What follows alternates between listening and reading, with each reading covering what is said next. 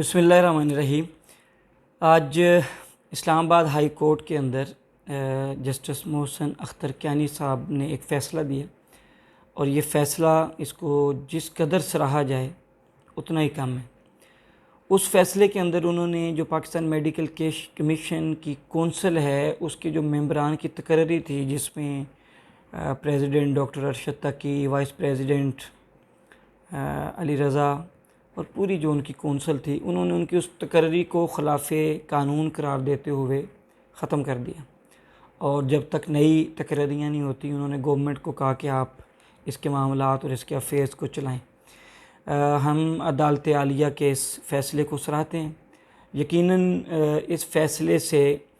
कानून का बोलबाला हुआ और ये जो कौंसल जो कि गैर कानूनी थी, और इस कौंसल ने जितने भी काम किए वो काम भी गैर कानूनी थे। और इन्होंने जितनी भी इस पूरे अरसे के दौरान, जब सितंबर 2020 से इसका क़याम अमल में आया था, पीएमसी का पीएमडीसी की जगह, और ये कौंसल बनी थी, तो उस वक्त से लेकर इन्होंने जितनी भी पॉलिसीज़ अपनी लेकर आए वो ब्लंडर्स पर बेस करती थी। मैं सिर्फ एमडी कैट के हवाले से बात करना चाहूँगा कि एमडी कैट 2021 को अगर आप देख लें और जिस तरीके से इस कौंसल ने एमडी कैट 2021 को कंडक्ट किया, उससे रेलिवेंट पॉलिसीज़ बनाई, वो किसी से ढकी छुपी बात नहीं है। यानी उसके अंदर जो टेप्स कंपनी थी वो अली रज़ा के किसी रिश्तेदार की थी, फ्रंट मैन कोई और था, बैक एंड पे ये था। और उस टेप्स कंपनी की इर्रेगुलरिटीज़ टेस्ट के अंदर जितनी मिसकंडक्ट हुए, जितनी इर्रेगुलरिटीज़ हुई, और उसके बाद एक बहुत बड़ा, मैं समझता हूँ कि शायद इस एमडी कैट जब से कंडक्ट हो रहा है उसकी हिस्ट्री को अगर खंगालें तो शायद इतना बड़ा एहतजाज स्टूडेंट्स का कभी नहीं हुआ होगा, क्योंकि ज़्यादती बहुत बड़े लेवल की थी और उसको मानने के लिए भी तैयार नहीं थे और हर दर्मी का शिकार थे, और ऊपर से कहते थे ये नालायक स्टूडेंट्स जो हैं वो एहतजाज कर रहे हैं।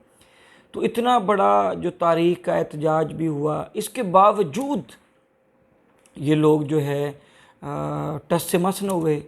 अदालतों के अंदर केसेस किए, लेकिन उन पे भी सुनवाई न हुई उसको रिकंडक्ट करने के लिए।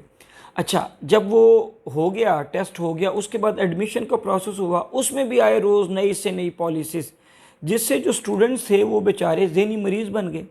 अभी तक इनकी कभी ये स्पेशल वैकेंट सीट पॉलिसी ले आए, कभी ये जनाब अपग्रेडेशन करना शुरू कर देते थे, कभी अपग्रेडेशन को रोक देते थे, कभी हमेशा ये होता था कि जब पहले पब्लिक मेडिकल कॉलेजेस के एडमिशन होते थे उसके बाद जो है वो प्राइवेट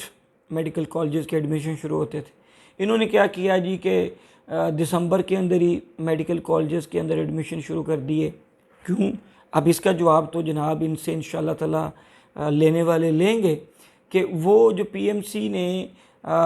मेडिकल कॉलेजेस के अंदर पहले से एडमिशन शुरू कर दिए, और मेडिकल कॉलेजेस जो प्राइवेट मेडिकल कॉलेजेस हैं वो आपको पता है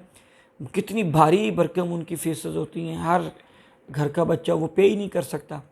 तो उसके अंदर इन्होंने जो है वो किया, और उसके ज़रिए जो प्राइवेट कॉलेजेस का माफिया है उसको इन्होंने पूरी सपोर्ट की। अब उसके बदले इन्होंने क्या फेवर ली होगी, ये तो इंशाल्लाह जब तहकीकात होंगी तो वो हर चीज़ निकलेगी, वो सामने आएगी। उसके बाद अब जिन बच्चों ने उसके अंदर प्राइवेट मेडिकल कॉलेज में अपनी सीट सिक्योर करने के लिए एडमिशन ले लिया, उनको लॉक कर दिया। ठीक है जी। अब उनका बाद में नाम पब्लिक मेडिकल कॉलेज में जब अपग्रेडेशन हुई और उसको एक लेवल पे जाके इन्होंने रोक दिया, फिर दोबारा से अपग्रेडेशन स्टार्ट कर दी। ठीक है जी। यानी आए रोज़ एक नया नोटिफिकेशन आता था, एक सर्कुलर आता था और एक पॉलिसी नाफज हो जाती थी without consultation of stakeholders. ठीक है जी। उसको इन्होंने कर दिया, और ये सब करने के बाद वो बच्चे जो हैं जिनके पब्लिक मेडिकल कॉलेजेस में अपग्रेडेशन के बाद मेरिट बन रहे थे, उनको लॉक कर दिया गया प्राइवेट मेडिकल कॉलेजेस के अंदर। उसके बाद जो बलोचिस्तान फाटा के बच्चों का, वो भी मसला बहुत लेट जाके हल हुआ, लेकिन हर काम बच्चों को एहतजाज करके करना पड़ा। स्टूडेंट्स को एहतजाज के ज़रिए जो है वो अपना हक लेना पड़ा, और एक पूरी एक क्योस था और एक पूरी जो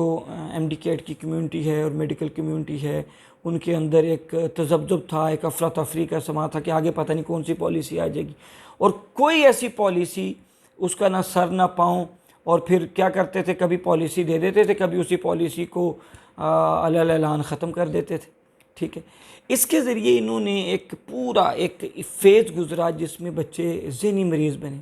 आप आज भी जितने भी बड़े बड़े MD-CAT के ग्रुप्स हैं, मैं चूँकि अभी सिर्फ MD-CAT स्टूडेंट्स से रेलिवेंट बात कर रहा हूँ चूँकि हमने सारी स्ट्रगल उनके लिए की थी,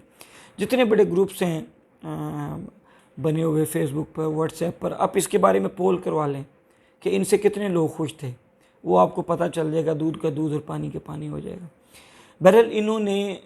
अपनी इर्रेगुलरिटी से, अपनी मिसमैनेजमेंट से, अपनी नाअहली से स्टूडेंट्स को ज़हनी मरीज़ बना दिया। उसके बाद फिर जो MD-CAT 2021 के अंदर करप्शन हुई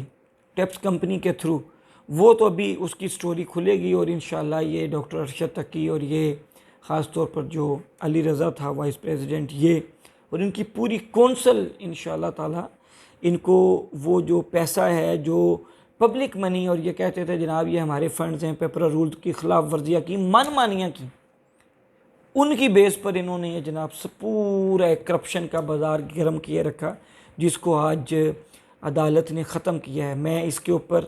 MD-CAT के तमाम स्टूडेंट्स को, पूरी MD-CAT की कम्युनिटी को, और पूरी मेडिकल की प्रोफेशन की जो पूरी कम्युनिटी, उनको मुबारकबाद पेश करता हूँ। और इंशाअल्लाह ताला एक तारीख और स्याह दौर का ये जो ख़ात्मा हुआ है, हम उम्मीद करते हैं कि ये आगे जाएगा। चूँकि ये इमरान ख़ान की गवर्नमेंट के अंदर, तहरीक इंसाफ की गवर्नमेंट में एक बिल के थ्रू ये एक्ट बना था, तो अब ये पार्लियामेंट से ही रिवर्स होगा, और उसके अंदर जो इर्रेगुलरिटीज़ और जो मनपसंद कानून नौशेरवान बरकी साहब जो साबिक़ वज़ीर आज़म इमरान ख़ान साहब के कज़न थे, उन्होंने वो सारी चीज़ें उसके अंदर डलवाई थी, और वही इस माफिया को लीड कर रहे थे। क्योंकि ये इमरान ख़ान साहब के कज़न थे, तो इसलिए डी चौक पर जो हम तकरीबन 22-23 दिन 24 दिन हम धरना देकर बैठे रहे, उसका भी इसीलिए इमरान ख़ान साहब ने नोटिस नहीं लिया था, और ये सारी कुछ इसलिए होता रहा कि चूँकि उसको लीड करने वाला नौशेरवान बरकी था। तो मैं ये समझता हूँ कि ये इमरान ख़ान साहब की भी एक बहुत बड़ी नाकामी थी। वो जिस मैंडेट के साथ गवर्नमेंट में आए थे, शफाफियत और मेरिट, तो उनकी नाक के नीचे उनके कज़न के ज़रिए इस नाअहल कौंसल, जिसमें अरशद तकी साहब और अली रज़ा साहब शामिल थे, वो नौशेरवान बरकी जो इमरान ख़ान साहब का फ़र्स्ट कज़न है, उनकी ग़ालिबन खाला का बेटा है, तो वो जनाब अमेरिका से इंपोर्ट किए गए, यहाँ पर आए, और उन्होंने यहाँ पर आकर मेडिकल प्रोफेशन की जो असूल थे, जो रवायात थी, उनको तार तार किया, और अपनी नित नई पॉलिसीज़ के ज़रिए ये जो सीक्रेट मिशन है, प्रोफेशन है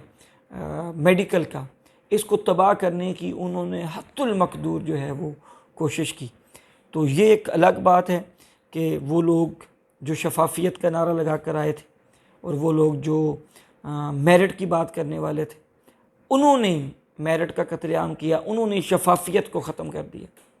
और बेशुमार हज़ारों की तादाद में बच्चे थे जो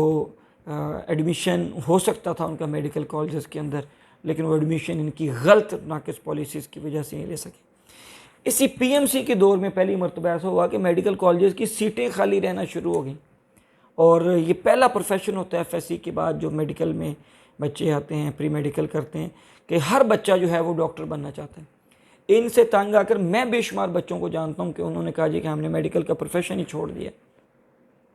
हम इस प्रोफेशन को नहीं आगे कंटिन्यू करेंगे, हम किसी और प्रोफेशन के अंदर जाएंगे। तो ये एक स्याह दौर था, एक तारीख दौर था, जो आज इस कौंसल की सूरत ख़त्म हुआ, और इंशाअल्लाह ताला हम इस हवाले से जो अभी हुकूमत आई है, और इसमें ख़ास तौर पे पीपल्स पार्टी के जो लोग हैं, चूँकि धरने के दौरान इन्हीं के ज़ोमा ने हमें वहाँ पर सपोर्ट किया था, हम उनसे मिलकर इस जो है एक्ट को, चूँकि इन्होंने सींग अड़ाए हुए थे सिंध गवर्नमेंट के साथ भी, आपके इल्म में 50% जो पासिंग क्राइटेरिया के ऊपर एक इशू चल रहा था, तो यकीनन इसके ऊपर अब वो भी स्टैंड लेंगे, और हमारी ये कोशिश होगी ये जो काला कानून पार्लियामेंट से पास हुआ था, पार्लियामेंट से ही इस काले कानून को ख़त्म किया जाए, और इसकी जगह PMDC का जो कानून है या उसके अंदर जो भी बेहतर स्टेक होल्डर्स के साथ मशावरत के साथ उसकी जो है असर नो तश्कील नो जो है वो होगी। और इसमें एक और भी हम उम्मीद करते हैं और इस पे इंशाअल्लाह ताला हम मिलेंगे भी जाकर मुख्तलिफ़ पार्लियामेंटेरियन से जो इस मामले को समझते हैं और इसके ऊपर आगे बढ़ना चाहते हैं और काम को आगे लेकर चलना चाहते हैं, उनसे हम मिलेंगे भी कि ये जो पूरा कानून था और इसके नतीजे में जो मनपसंद लोगों की कौंसल बनाई थी नौशरवान बरकी साहब ने, मनपसंद लोगों की, और उसके अंदर ये जो पूरी बेज़ाब्तगियाँ हुई थी उसमें वो लोग मेडिकल के प्रोफेशन को चला रहे थे जो डॉक्टर ही नहीं थे। तो ये डॉक्टर्स को आगे आके इस प्रोफेशन को चलाना चाहिए, ना कि ऐसे लोग जो जिनका ये प्रोफेशन नहीं है वो आके टॉप पोजीशंस पर आकर ऐसे लोग बैठ जाएं। और वैसे भी ये जो PMC है ये एक कमाऊ पुत्र बना हुआ था, ठीक है जी। अरबों रुपया सिर्फ आप अंदाज़ा कर लें MD कैट की फ़ीस बच्चों से कलेक्ट की गई थी और उसके नतीजे में उनको जो टेस्ट की फैसिलिटी दी गई थी वो 3rd क्लास फैसिलिटी थी, जिसकी वजह से लाखों बच्चे मुतासर हुए थे। तो इंशाअल्लाह उम्मीद करते हैं इस साल का MD कैट फेयर होगा, ट्रांसपेरेंट होगा